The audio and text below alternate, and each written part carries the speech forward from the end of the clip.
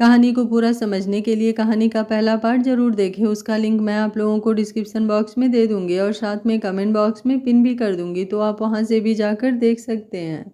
जिंदा हो या मर गई हो, देखो मरना मत, मेरे भाई की जिंदगी का सवाल है। अनुराधा प्रिया के कंधे हिलाकर बोली, जो उसकी बात सुन घोर आश्चर्य में डूबी हुई थी। फिर होश में आते ही गौरांगी से बोली, देख गौरांगी, मैं तो तेरे होने वाली भाभी हूँ ना, तो प्लीज़ तू मैंने जो भी उसे देखकर कमेंट पास किए उसे भूल जा। मैंने आज से ही उसे अपना नंदोई मान लिया है, कसम से। सब पागल हो गए हो, कोई जीजा बना रहा है, कोई कुछ। अरे ये पॉसिबल है भी क्या? हाँ ये तो है, फिर भी मैं गुस्सा हूँ यार, मुझे पहले क्यों नहीं बताया तुम सब ने। हाँ ये कर लो, पहले अनुराधा का तो समझ आता है, पर तुम प्रिया, भाई से मिल तक नहीं सकती तुम, ऐसे नियम है घर वालों के, फिर भी उल्टा सीधा सोच रही हो। गौरांगी सीरियस होकर बोली तो सभी शांत हो गए। तो क्या चाहती हो गौरांगी? आराधना को अभी तक उन सब की बात सब सुन रही थी, बोली तो वो एक बार फिर सोच में पड़ गई। मेरी चाहने से क्या होगा दीदी, बस दुआ है भगवान से, जो हो अच्छा हो। सब भगवान पर भी डालो। पीछे से आवाज़ आई तो सबने मुड़कर देखा, नेहा खड़ी थी। दरअसल आज प्रिया की हल्दी और मेहंदी की शॉपिंग में हेल्प के चक्कर में वो उसके साथ आई थी। शॉपिंग के बाद वो सभी एक पार्क में बातें करने बैठ गई तो उन्होंने नेहा और अनिमेष को भी बुला लिया। क्या बोल रहे हो अनिमेष? आराधना चौंक कर बोली जब उसने अर्धांग के कारनामे के बारे में बताया। गौरांगी की तो जान ही सूख गई। सही बोल रहे हैं भाई आराधना दीदी, उन्होंने तो यहाँ तक कह दिया है कि अगर उनकी दुल्हन कोई बनेगी तो सिर्फ वो ही लड़की बनेगी। अनिमेष कुछ करो। मैं कुछ नहीं कर सकता। एक तो यार उसके चक्कर में तुम मेरी हेल्प मत ही लो, सुनता है वो किसी की कभी। मैं तो कहता हूँ बात कर लो घर पर, जो होगा देखा जाएगा।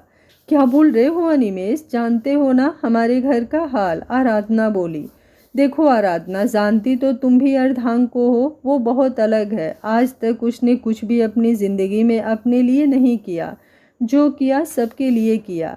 तब तो उसने जान की भी परवाह नहीं की, और आज तो उसकी आंखें खुद अपने लिए जुनून से भर चुकी है। जानती हूँ क्यों? वजह गौरांगी है। दुनिया इधर से उधर हो जाए, गौरांगी उससे दूर हो जाए, ऐसा वो कभी होने नहीं देगा। पर अनिमेष, कुछ ना कहो आराधना, वो नहीं समझेगा। सोचना ये नहीं है कि अर्धांग गौरांगी से दूर हो जाए, सोचना अब ये है कि ज़्यादा बात बिगाड़ कर वो इसे अपना बनाए। उससे अच्छा है घर पर बात कर, पुरानी लड़ाई और पुराने ख्याल छोड़, गौरांगी को सम्मान से उसकी ज़िंदगी में जाए। क्योंकि कोई कुछ भी कर ले, ये कन्फर्म है गौरांगी की शादी सिर्फ और सिर्फ अर्धांग से होगी। किसी और से हो सवाल ही नहीं पैदा होता। वो बेहद स्पष्ट शब्दों में बोला तो उन सब के चेहरे पर पसीना आ गया और गौरांगी तो सदमे में ही चली गई। अगले दिन हल्दी थी तो सभी लोग उसी की तैयारी में थे। कान्हा और अनुराधा, ध्यान से सुनो। अभिलाष जी का घर दूर था और हल्दी का मुहूर्त थोड़ा जल्दी था, तो प्रिया की मम्मी ने अभिलाष जी की हल्दी अपने घर पर रखवा ली है। तुम दोनों वहाँ जाना, वहाँ से हल्दी लेकर केशव की और वहाँ से अभिलाष जी की हल्दी लेकर आना, समझ गए? ठीक है ताई जी, लेकिन फिर कोई काम मैं नहीं करूँगा। हाँ ठीक है, मत करना, पर अभी तो करो। जाओ लोचन काका, कल के नाश्ते की तैयारी देख रहे हैं तो पूछ लो, कुछ सामान कम हो तो ले आना। चौधरी हवेली में भी आज अनिमेष और नेहा वापस आकर आपस में ही लगे हुए थे। काफ़ी देर से उन्हें नोटिस कर रही सोना उनके सर पर आकर खड़ी हो गई।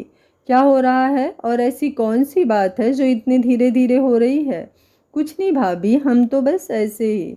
नहीं सच बताओ, कहीं तुम लोगों को उस लड़की के बारे में पता तो नहीं है जिसकी बात देवर जी कर रहे हैं?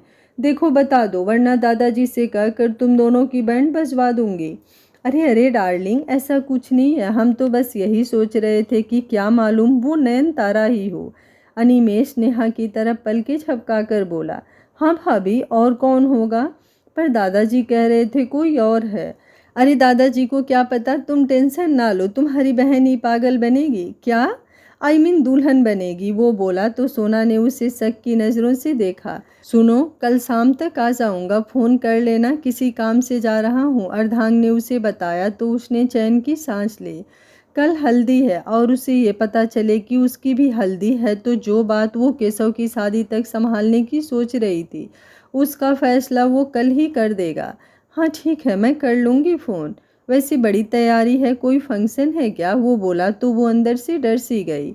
हाँ, केशव भाई की हल्दी है। कुछ छिपा रही हो? नहीं तो। छिपाना भी मत, और बस तुम्हारे भाई की शादी तक ही चुप हूँ, फिर सोच लेना तुम।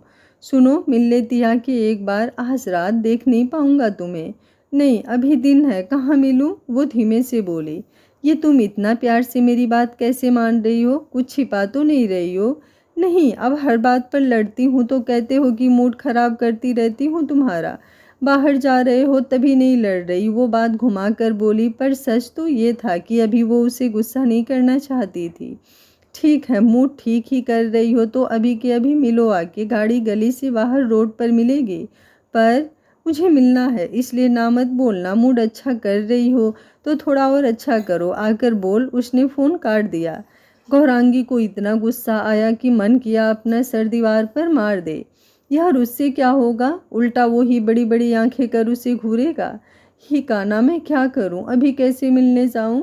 मैं हेल्प करूं? अनुराधा आंखें घुमाकर बोली। तुम मेरी बात सुन रही थी? हाँ, वो बेशर्मी से बोली। शर्म नहीं आती तुम्हें? नहीं। अब बोलो, मिलना है कि नहीं, वरना मैं चली अकेले प्रिया के घर देने। वो हाथ में पकड़ी शगुन की पीली साड़ी दिखाते हुए बोली। तो गौरांगी अर्धांग का मुंह याद कर पैर पटक उसके साथ चलने लगी। आप एक बार चेक कर लीजिए और जैसा आपको ठीक लगे बता दीजिए, हमारा शेयर उतना ही होगा।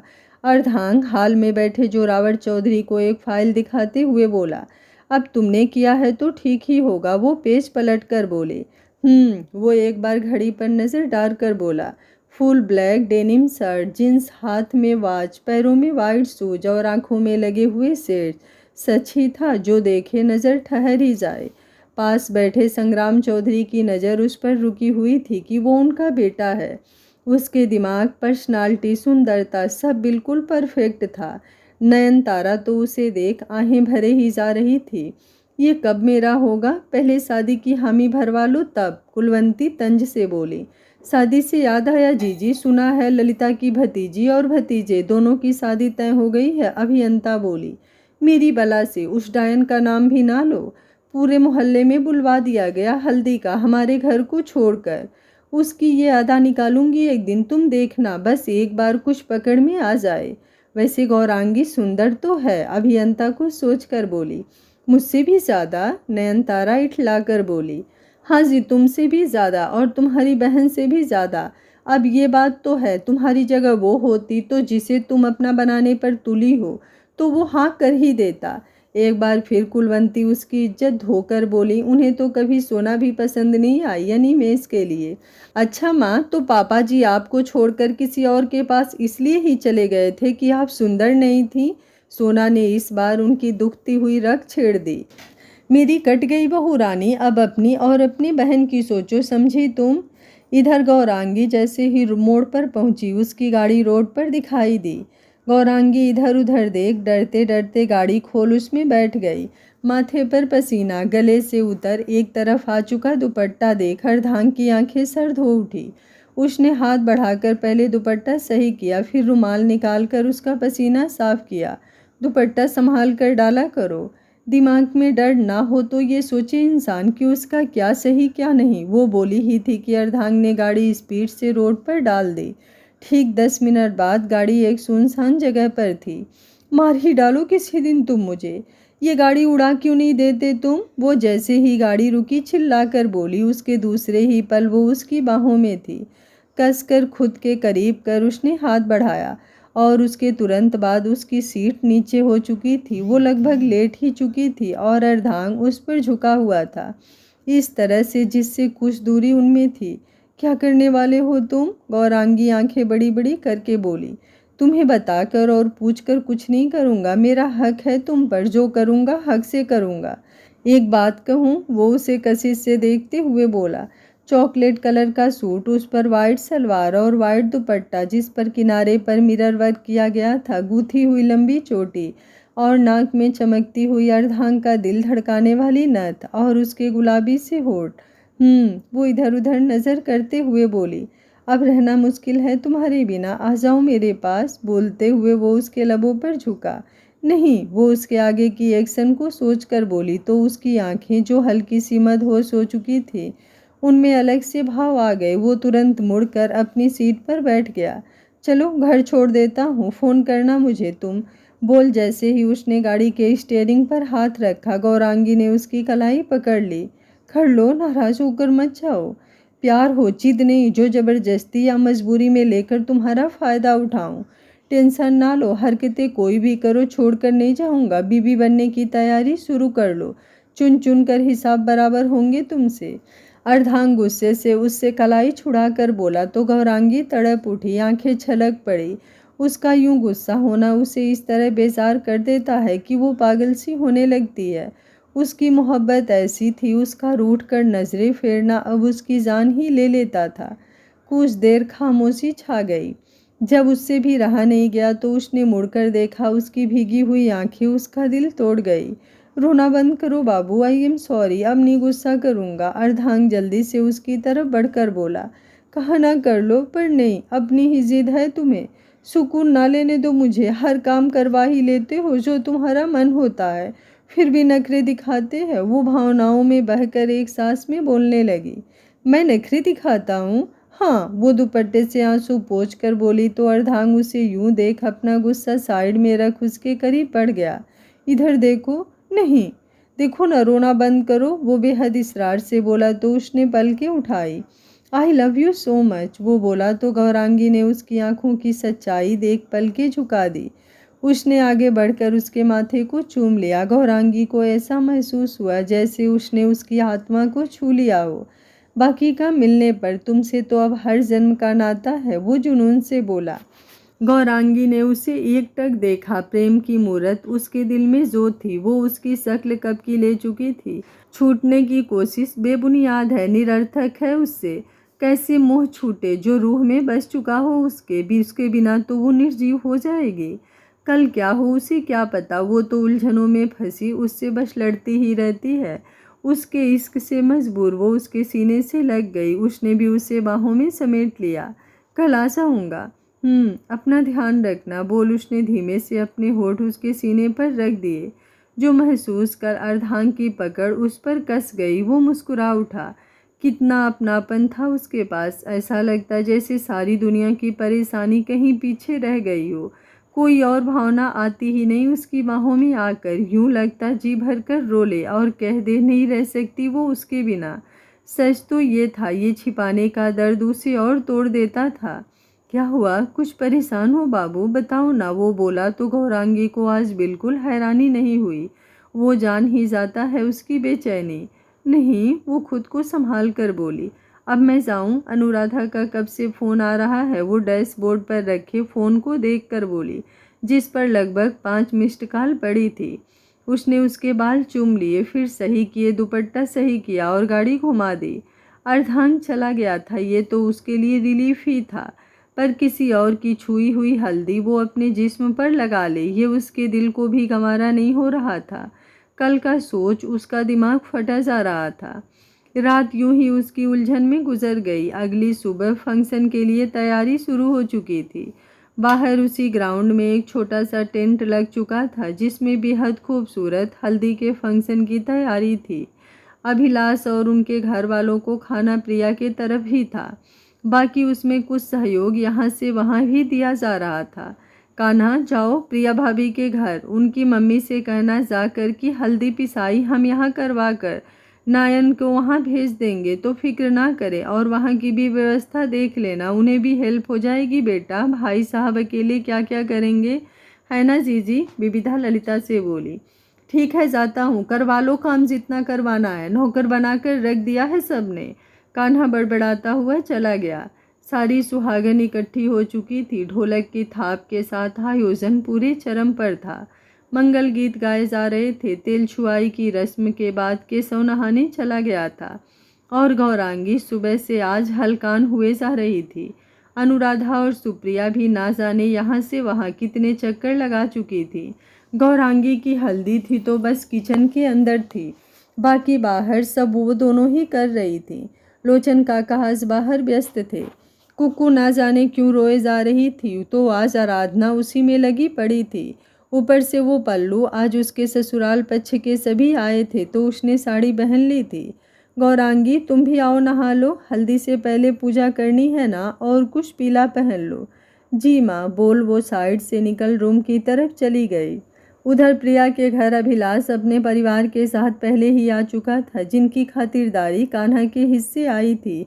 अब चौधरी परिवार को शास्त्री परिवार से भले ही ना बनती हो, पर प्रिया के यहाँ से बुलावा गया ही था, इसलिए उनके यहाँ से कुलवंती, अभियंता और नेहा शामिल भी हुए थे।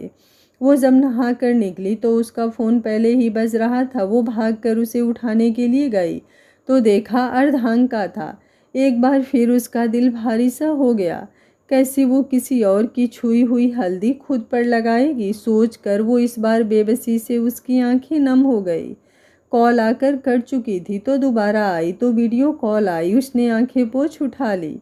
सामने स्क्रीन पर उसे देख अर्धांग 2 मिनट के लिए थम सा गया। पीला सूट जिस पर वाइट छोटे छोटे फूल बने हुए थे, कंधे से एक साइड दुपट्टा और गीले बाल, भीगी भीगी उसकी रंगत और गुलाबी से होठ। बोलो ना, अब चुप ही रहोगे? वो उसे यूं देखते देख बोली तो वो सेंस में आया। नहीं, बस तुम्हें देख रहा हूँ। पहले नहीं देखा क्या? वो उसके बोलने की अदा से कुछ झेप कर बोली। जब भी देखता हूँ और अपनी सी लगती हो, सिर्फ मेरी लगती हो, वो जुनून से बोला।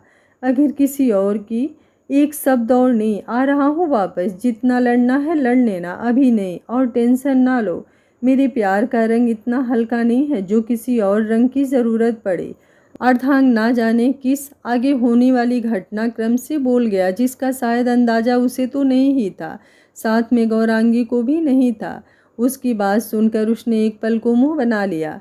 मुँह बनाना बंद करो और दुपट्टा सही से डालो। सही तो है, जितना कहा है उतना करो और मैं शाम से पहले ही वापस आ जाऊंगा।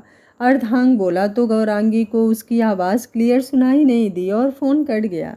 उधर केशव की हल्दी शुरू हो चुकी थी, ताकि यहाँ से हल्दी ले जाकर वहाँ से अभिलाष की हल्दी लाई जा सके। उसके लिए सबसे पहले की जाने वाली पूजा शुरू हो चुकी थी, तो वो सबकी मदद करने के लिए बाहर चली गई। मन बहुत उसका भारी हो रहा था। बात करती भी तो किससे, और क्या, कोई क्या कर सकता था उसके लिए।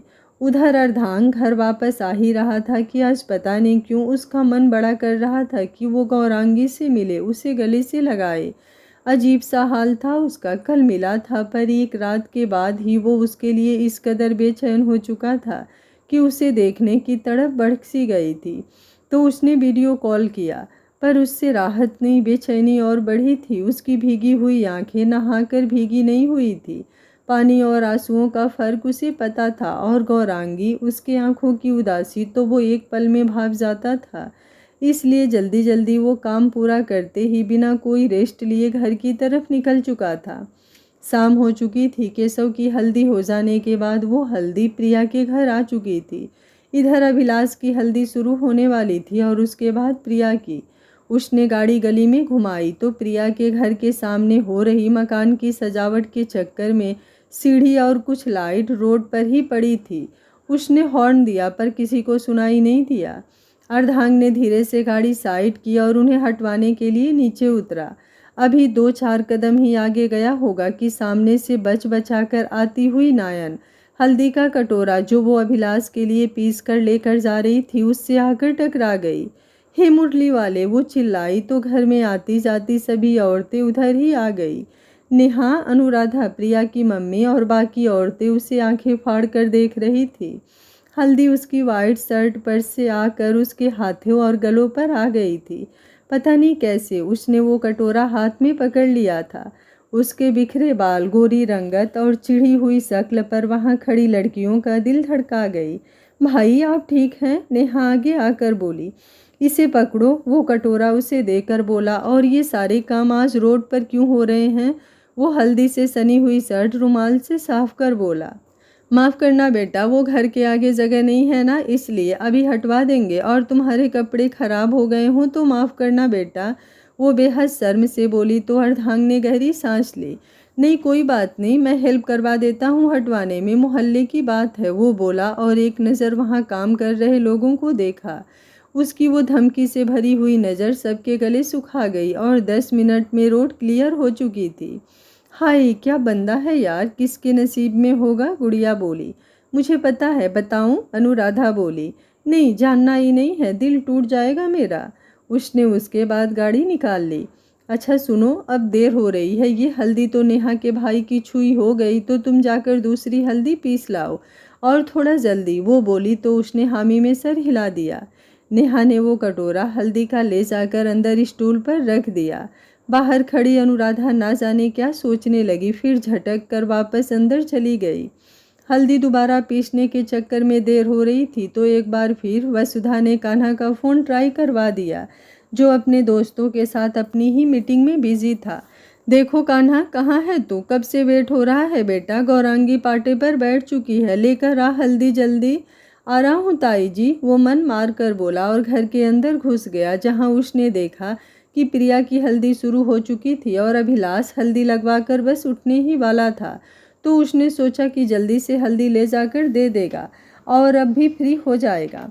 भीड़ में बच बचाकर वो अनुराधा के पास पहुंचा, जो प्रिया की हल्दी लगा रही थी। हे मोटी, हल्दी दो आकर, ताई जी का फ़ोन आया था, जब तक तुम हिलोगी मैं अकेले ही देकर आता हूँ। वो अनुराधा के पास आकर बोला तो उसने पहले तो उसे पकड़ दो मुक्के जड़े। मैं मोटी नहीं हूँ कमीने, चल रहे म्यूजिक की आवाज़ में वो चिल्लाकर बोल रही थी। अरे देवर जी आइए, हल्दी नहीं लगाई आपने हमें। प्रिया हंसकर बोली। दीदी से भाभी तक का सफ़र मुबारक हो भाभी। उसने कटोरे से ढेर सारी हल्दी उठा उसके चेहरे पर लगाकर कहा, तो माहौल और खुशनुमा हो गया।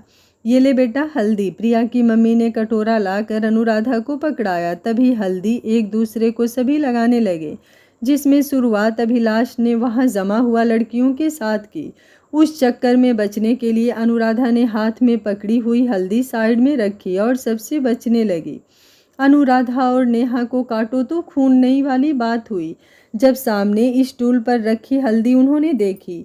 नेहा, अगर ये हल्दी यहाँ है तो कान्हा कौन सी हल्दी ले गया? वो दोनों कुछ चुप रही, फिर नेहा की नज़र सामने पड़ते ही मामला क्लियर हो गया। भाई की हल्दी, वो धीमे से बोली, पर अनुराधा को सुनाई दे गया। वो तुरंत घर की तरफ भागी। पीछे से नेहा वो कटोरा उठा दूसरी जगह रख दिया, ताकि किसी को अभी तो एकदम पता ना चले, वरना बवाल हो जाना था।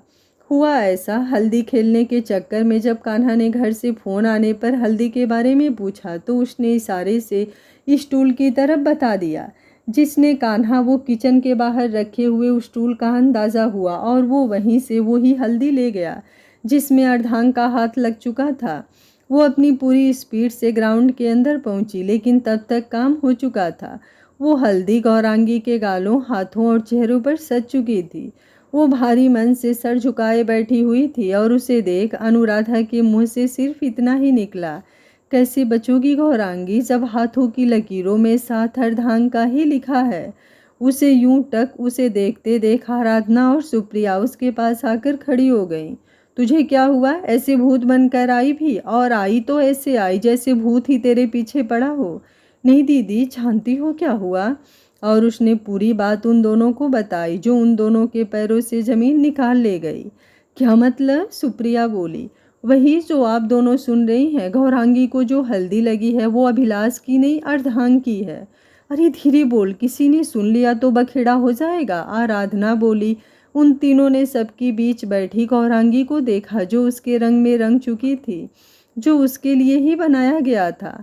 रात को सब खत्म होते होते 10 बज चुका था। कल मेहंदी थी प्रिया की, तो सबने थोड़ा आराम करने का सोचा तो सब सोने चले गए।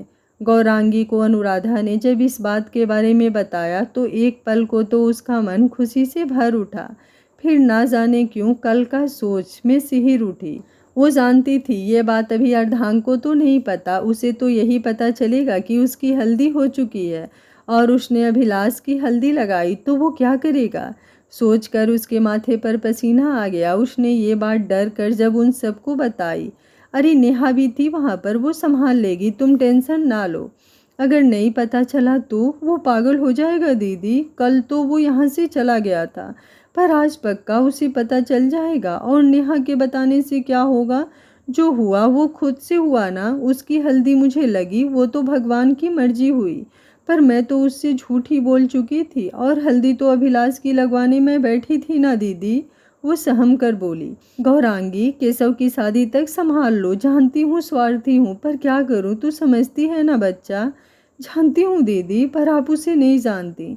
पागल सा हो जाता है मेरे मामले में वो। मैंने कैसे किसी और को सोचा भी कैसे, ये सोच कर। नहीं नहीं दीदी, मैं क्या करूँ मुझे बताइए। कल से मेरा दिमाग किसी बात पर लगा हुआ है। वो बिभर कर आराधना के हाथ पकड़कर बोली, शांत हो जा गौरांगी, हम समझते हैं, पर अर्धांग कुछ करेगा ज़रूर, ये तो पक्का है। बस हम चाहते हैं ये प्रिया की शादी के बाद हो। तू तो जानती है घर वालों के लिए ये बात कितनी बड़ी होगी।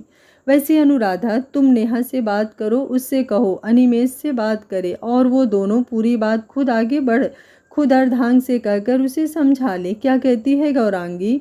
वो नहीं समझेगा दीदी, वो बेहाल सी बिस्तर पर बैठकर बोली।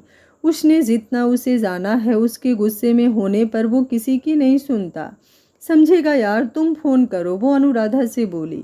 तो गौरांगी चुप हो गई। वो जानती थी अर्धांग नहीं समझेगा, और अगर समझेगा तो उसे किस हद तक उसके गुस्से को झेलना पड़ेगा, इसका अंदाज़ा भी वो लगा चुकी थी। इधर घर आकर नेहा मैडम को भी सारी राम कहानी मालूम हो चुकी थी, और आराधना के कहने के अनुसार उसने अनिमेष को ढूंढ कर बताया, और इन सब में उसकी मदद मांगी ताकि वो कोई हंगामा ना क्रिएट करे। क्या कह रही हो? मैं खुश अच्छा नहीं लग रहा तुम्हें? और आराधना, जो मुझे कभी खुश देख ही नहीं सकती। प्लीज़ भाई प्लीज़, केशव भाई के लिए वो बहुत अच्छे हैं, ज़िंदगी में पहली बार उनकी कोई मन्नत पूरी हो रही है। प्लीज़। और भाई को तो आप जानते हैं, गौरांगी के चक्कर में वो क्या कर बैठे, ये तो वो ही जाने। उसके इतना कहने पर वो तैयार हो गया, लेकिन जैसा सोचो वैसा नहीं होता। वो लोग ऊपर की तरफ बढ़े ही थे कि उधर से नीचे आता हुआ अर्धांग उन्हें दिखाई दिया, और नीचे अपने रूम में जाने से पहले चल रही अभियंता और कुलवंती की कुछ बातें उन दोनों के साथ साथ अर्धांग के भी कदम रोक चुकी थी। वो जो लड़का था उसी से ललिता की भतीजी का रिश्ता हुआ है ना? हाँ जीजी, प्रिया की मम्मी तो यही बता रही थी। वैसे जीजी, जोड़ी नहीं है, कुछ भी कहो, गौरांगी ज़्यादा सुंदर है। इस बार अभियंता बोली तो पास बैठी नयनतारा ने मुंह बिचका दिया। हमें का ठीक ही है, 2 लड़कियां और बाकी हैं, अब इतना पैसा कहाँ से लाएं? तो कहीं भी करें। वैसे भी वो ललिता मुझे एक आंख नहीं भाती। वैसे गौरांगी की शादी तो केशव के बाद है, तो आज ही हल्दी काहे कर ली? अभियंता एक बार फिर बोली तो अनिमेष और नेहा ने डरते हुए अर्धांग का चेहरा देखा, जो सर्द हो चुका था। फटीचर है तो सोच रहे जितना बचा ले बच ही जाए। कुलवंती बोली ही थी कि सबकी नज़र अर्धांग पर जाकर रुक गई, जो बेहद गुस्से से बाहर की ओर कदम बढ़ा चुका था। इसे क्या हुआ? सोना बोली। तब तक अनिमेष और नेहा भागकर उसके पीछे चले गए। हो गया होगा, वैसे भी उसे गुस्सा आता ही रहता है। चलो सोने चलो, बोल अभियंता उठी तो कुलवंती भी उठकर चल दी। बस नयनतारा और सोना को छोड़ वो धीरे से बाहर की तरफ बढ़ी और दरवाज़ा खोला। वो बाहर से लॉक हो गया था। नेहा ही उसे लॉक कर गई थी ताकि कोई बाहर ना आ पाए। ये लॉक है, छत से देखें दीदी। हाँ चलो, बोल वो दोनों छत की तरफ बढ़े। अर्धांग अर्धांग, अनिमेष पीछे से भागकर उसे पकड़कर बोला, तो उसने एक झटके में अपना हाथ छुड़ा लिया। भाई बात सुनिए, कहाँ जा रहे हैं आप? अभी के अभी उसके घर पर बात करने। रात के 10:30 बजे, अनिमेष बोला तो उसने घूर कर उसकी तरफ देखा। उसकी आंखों में उतर आए गुस्से से एक पल को वो खुद पीछे हटने को हुआ।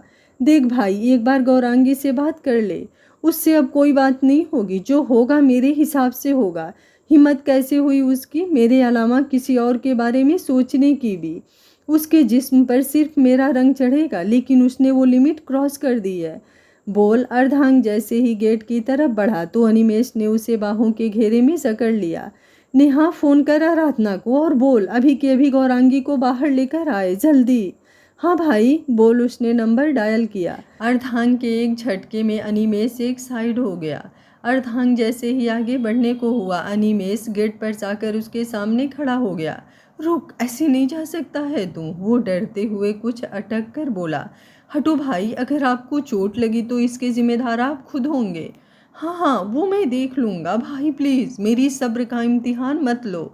अर्धांग की आंखें गुस्से से जल रही थी। अर्धांग के शब्दों में इतना गुस्सा था कि अनिमेष एक पल के लिए उसके सामने खड़ा होकर भी कुछ बोल नहीं पाया, लेकिन अगले ही पल उसने खुद को संभालते हुए उसका रास्ता रोक लिया।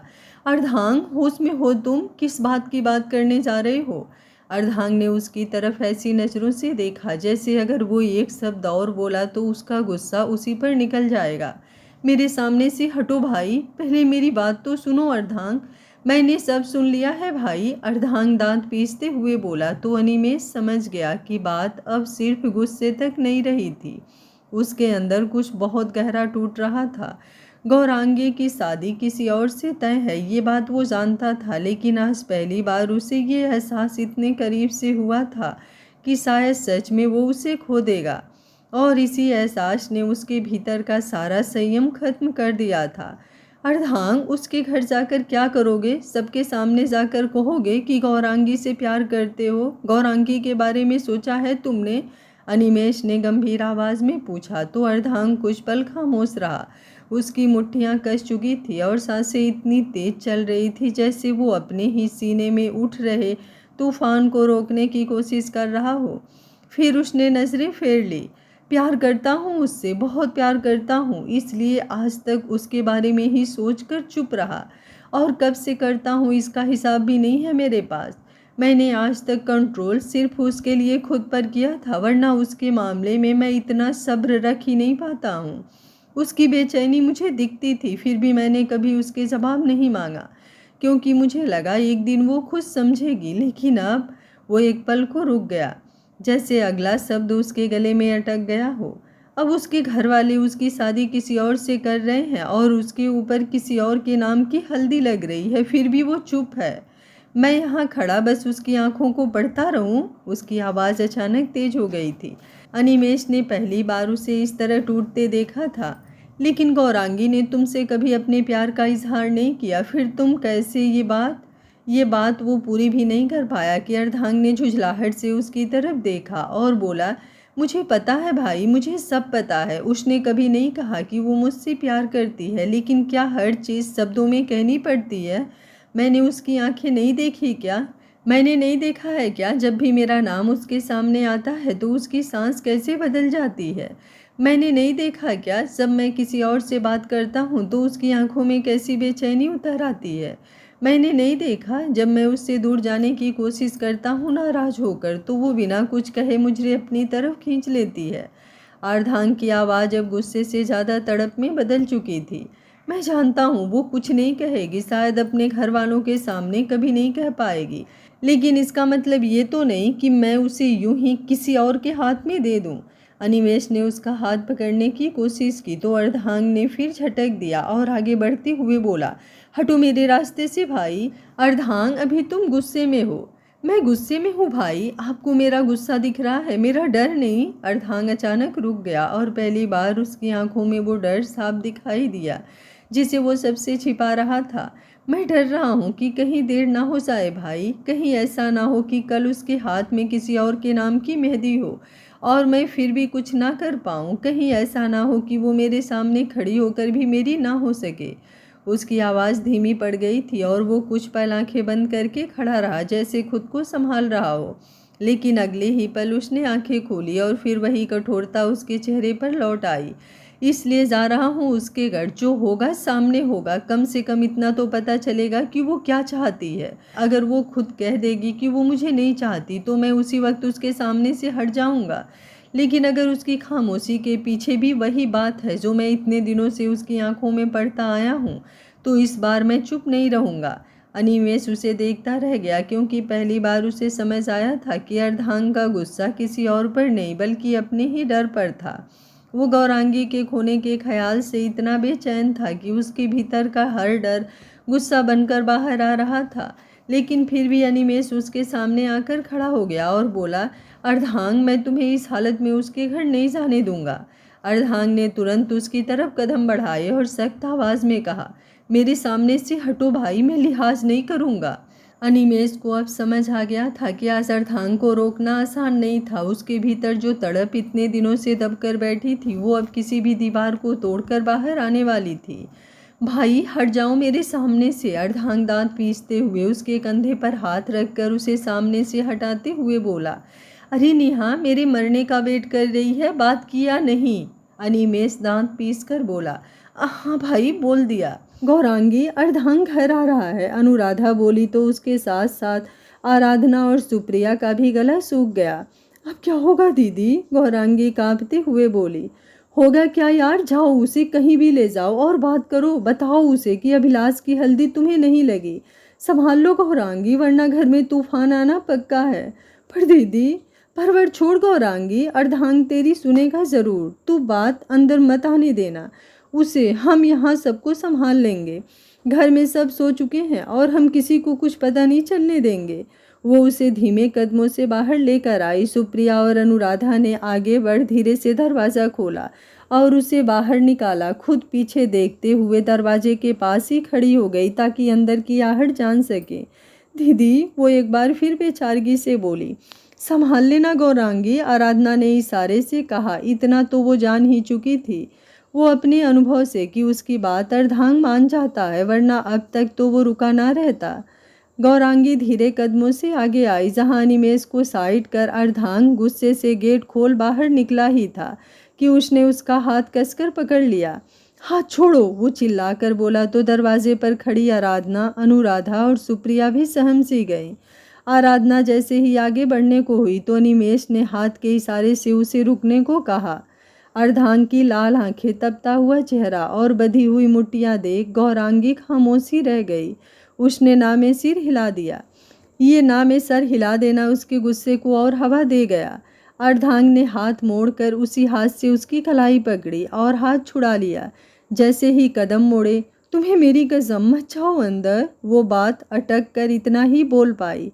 उसके कदम रुक गए। वो एक झटके से पीछे आया, उसे गोद में उठा लिया और गाड़ी का गेट खोल उसे उसमें डाला और दूसरी तरफ से मुड़कर गाड़ी एक झटके में आगे ले गया और उधर से मोड़ता हुआ इतनी स्पीड से उन सबके सामने से ले गया कि सबकी आंखें एक पल को बंद हो गई। अनिमेष, सब ठीक तो होगा? आराधना आगे आकर बोली। टेंशन ना लो, तुमने देखा नहीं, बहुत प्यार करता है वो उससे। अब प्यार जितना होगा तकलीफ भी तो उतनी ही बड़ी होगी और गुस्सा भी उतना ही आएगा। वो ऐसा ही है, जो करता है शिद्दत से करता है। अब आगे सोचो आराधना, आज ये हाल था, कल को क्या होगा? अनिमेष कुछ गंभीर होकर बोला तो आराधना कुछ सोच में पड़ गई।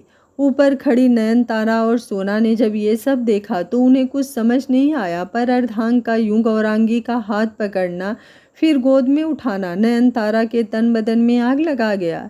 जिसकी नज़र तक के लिए तरसती हो वो किसी और को हक से छू रहा है, देखकर ही वो गुस्से से भर गई।